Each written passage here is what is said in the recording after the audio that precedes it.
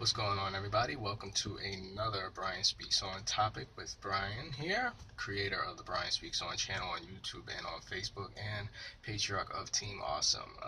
Let's get right into the subject of today. I want to conquer, and that is the Democratic portion of the presidential campaign, specifically between Hillary Clinton and Bernie Sanders. And this, while it is I guess you could say, an endorsement for Bernie Sanders, it's really more of pointing out certain aspects because, as you know, for those who follow my channel, I like to talk about subjects that are popular, but I like to talk about certain lesser talked about angles about the subjects that are going on.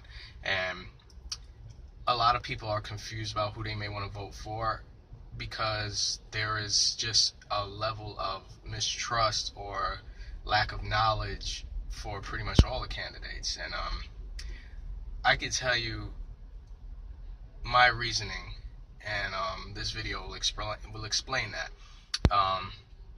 Now, ultimately, my endorsement of Bernie Sanders is not what you would call a complete ringing endorsement. It's not like what you would say is like drafting the number one quarterback in the draft like it's a no-brainer. It's an out of the park winner. It's really more of what some people are saying is pretty much the least of all evils, and with all these candidates. A lot of people are supporting Hillary Clinton for reasons, in my opinion, that are inaccurate. And that's my main thing about not looking towards Hillary Clinton as a true viable candidate for the people. I am more of the thought process of Hillary Clinton as being an establishment person. And I'll try to get into that in a little, as best as I can real quick. What people should understand is you have to look at things according to a timeline, and you have to look at people's resumes. And a lot of people, working class people and black people, within that general class of working class people, have to stop with this illusionary, nostalgic thinking as it applies to the Clintons. We are still living with this, like I said, with this sense of nostalgia when we think about the 90s and the Clintons and stuff like that. And a lot of us during that era who are now the more viable people as voters back then were kids during those years. Now, I like to think back on those years in the 90s the same way that you would think back as being a kid watching certain cartoons that were hot back then. When you looked at those cartoons when you were young, they were a hell of a lot different than if you were to look at those cartoons right now as an adult. You'll look at those cartoons, and most of them you'd be like, well, damn, why was I even so enthused for this? Like, whew. This cartoon was not like the level of hotness that I remember it when I was young. Now, of course, it's a very simplistic comparison, but the general philosophy, I think, is the same. When we were young, we were captivated by the charm of Bill Clinton, and we were wrapped up in the victimization element of Hillary Clinton in terms of the his cheating on her and stuff like that. So Hillary was a very sympathetic figure, and Bill Clinton was like the man.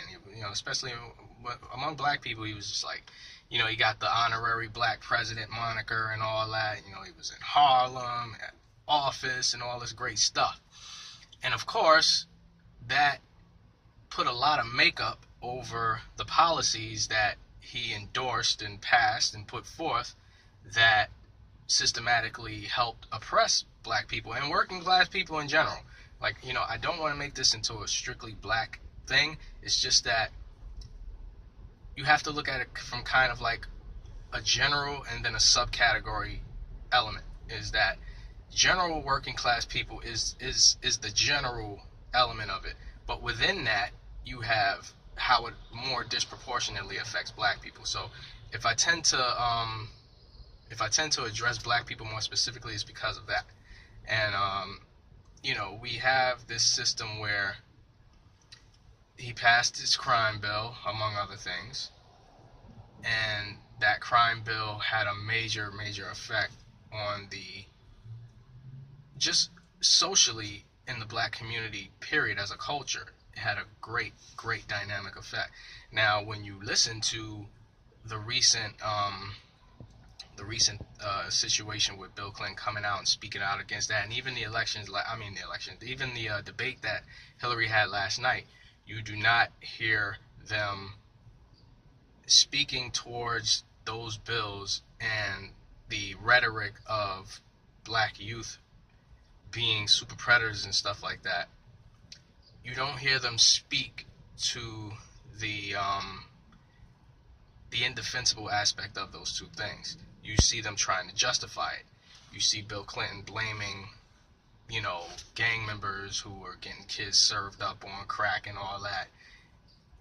But what you don't hear them talking about is the system that created that environment for black people in the first place, which was them. They created that. Bill Clinton may not have created the war on black people as was created in this way by Nixon back in the 70s, but was furthered and evolved through Reagan and Clinton and the Bushes. Clinton is included in that. You cannot say that, oh, well, Clinton didn't have anything to do with that. And then people will argue the economic aspect of the Clinton presidency. They'll say, oh, well, when we were with Bill Clinton, we were out of debt, we were working with a surplus, people were employed, everything was great. Now, on the surface, those things are correct. But when you look deeper under the surface, beneath it, who was really prospering? And in what ways were they prospering? Were the inner cities prospering? No. They were still suffering the same way they had always been suffering. So where was all this employment? And when you talk about people having homes and households and living above means and stuff like that, that was all of that was the bubble that was happening that nobody knew was coming, except for people like Bernie Sanders, of course, who was talking about that for years. And so that was based on a housing bubble. So it was based on like a Ponzi scheme, basically. You think Clinton didn't know about that? You think he didn't exploit that? You think he didn't use that as an element of propping himself up for his accomplishments later on? Look what he's doing right now.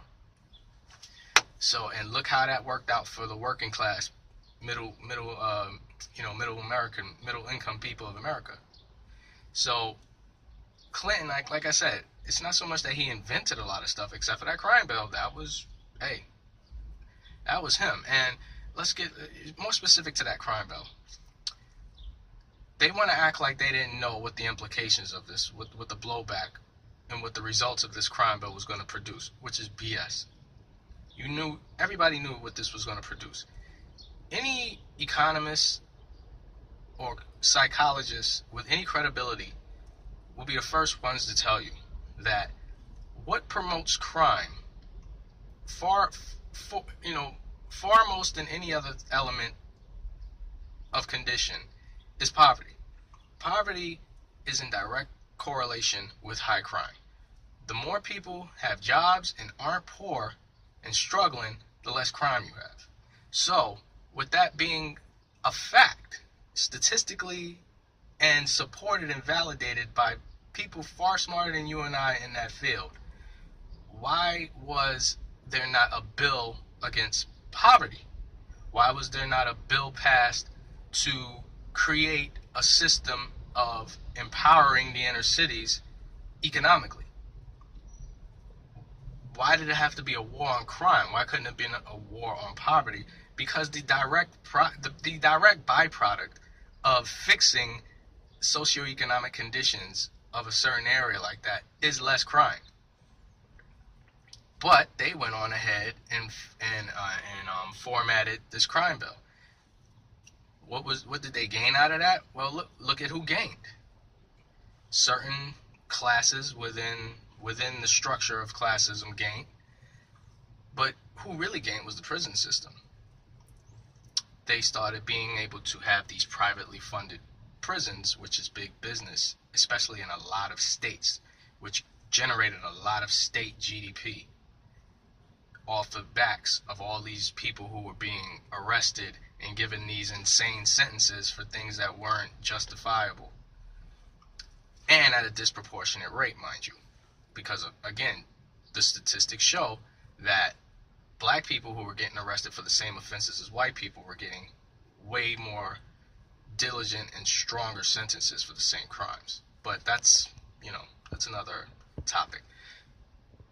Again, who funds these prison systems? Well, I can give you one name right off the top, which is the Koch brothers.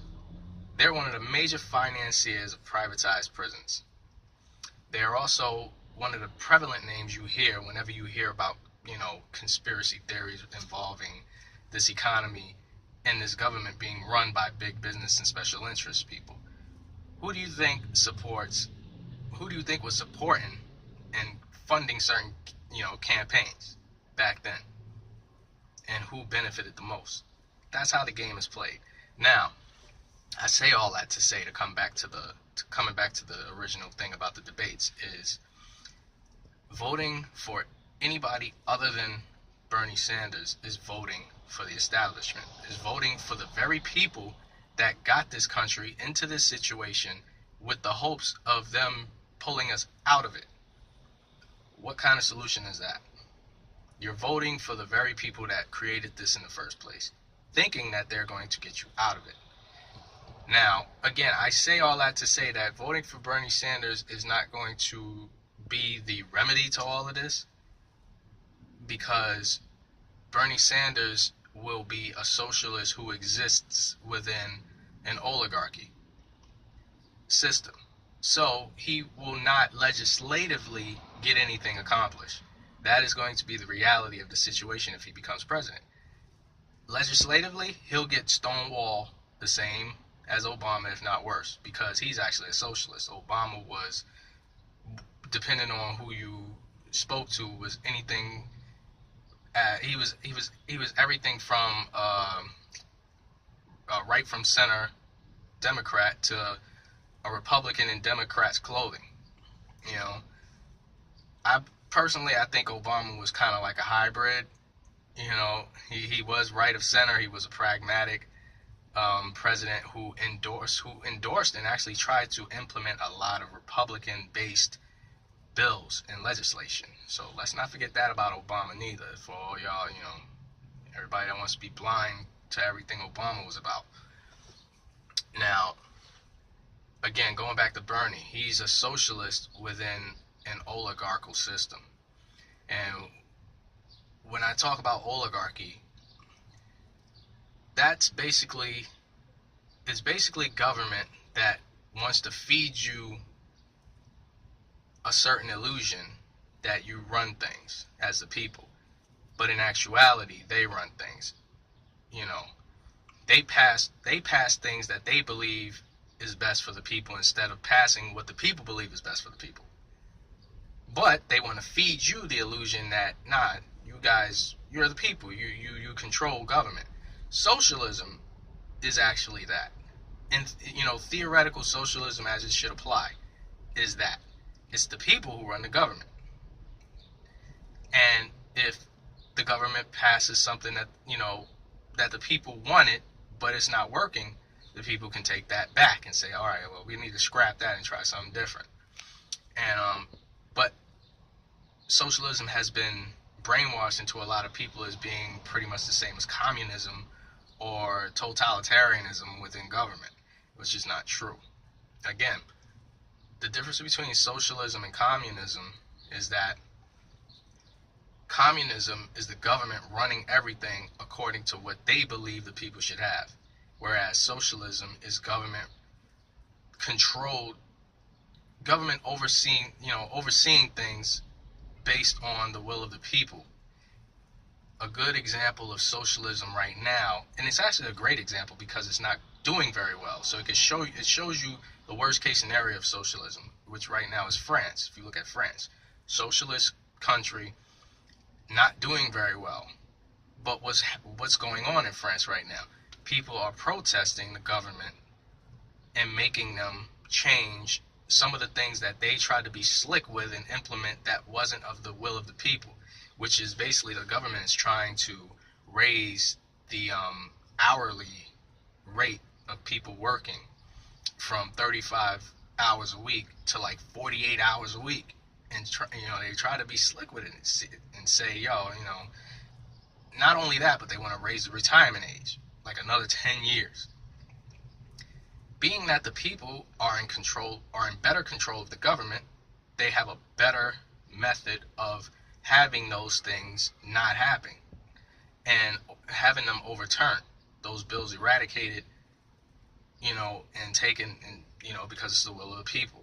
Now we'll see how effective that works as time goes on, but it is a good example of how socialism could work if implemented correctly. Now again, being that we live in this oligarchy, it's less viable that the will of the people in reality exist.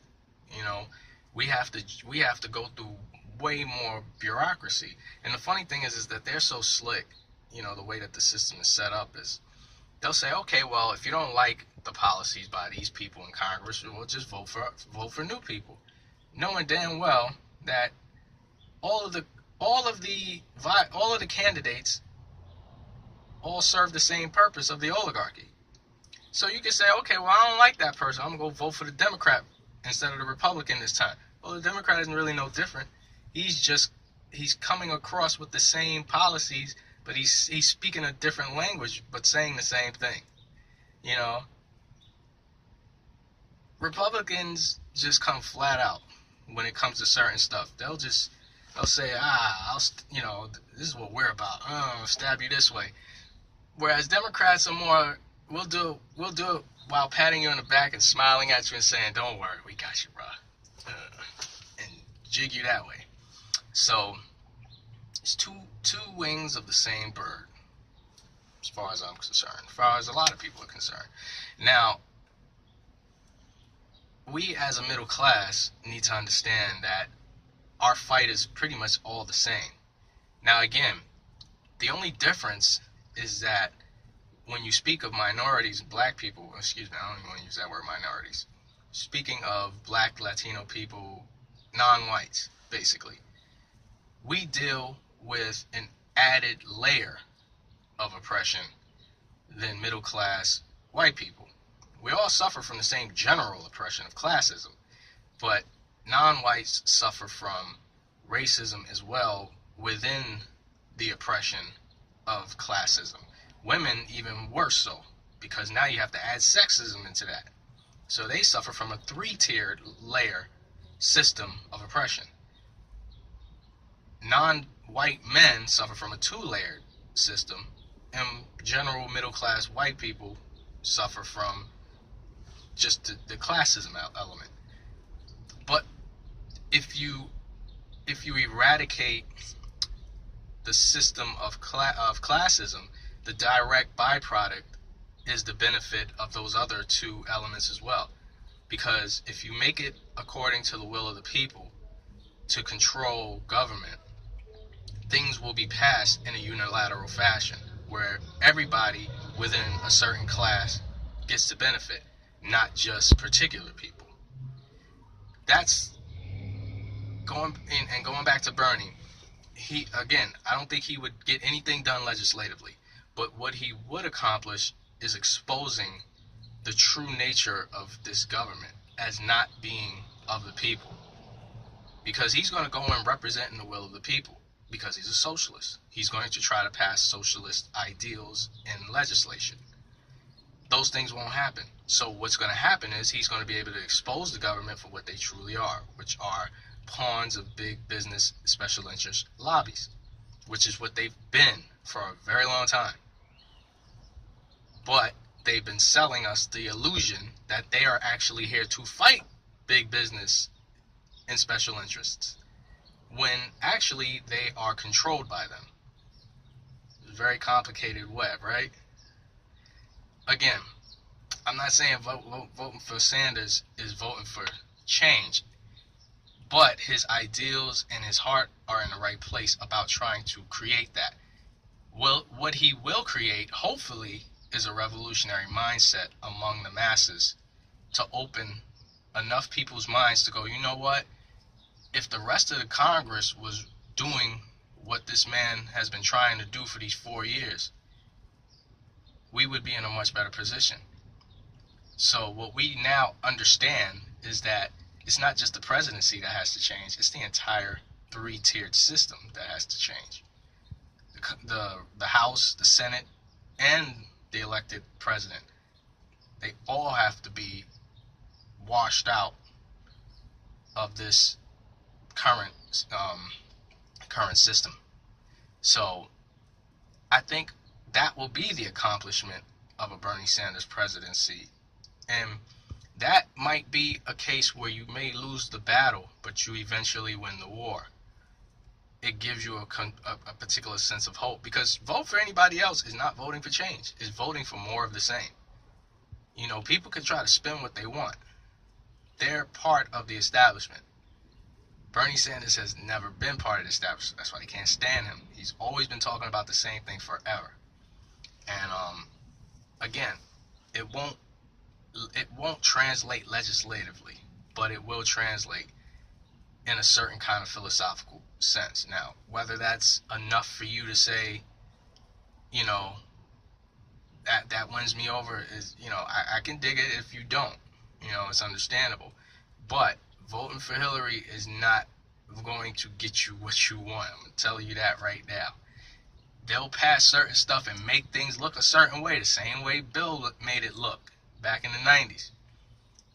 But it's not going to benefit you ultimately.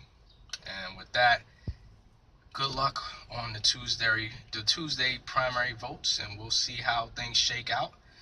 And hopefully I'll still have the freedom to be able to make videos like this after the elections are over, all right? With that being said, everybody bless up. Thank you for watching. Tell me what your thoughts are. If you have anything that you can refute what I'm saying, I welcome it. The only thing that I ask is that you don't refute just strictly with opinion. Refute it with some statistics. Refute me with logic and fact. You know, that's the only thing I ask. And we can have dialogue when it comes to stuff like that. And again, everybody bless up. Peace out.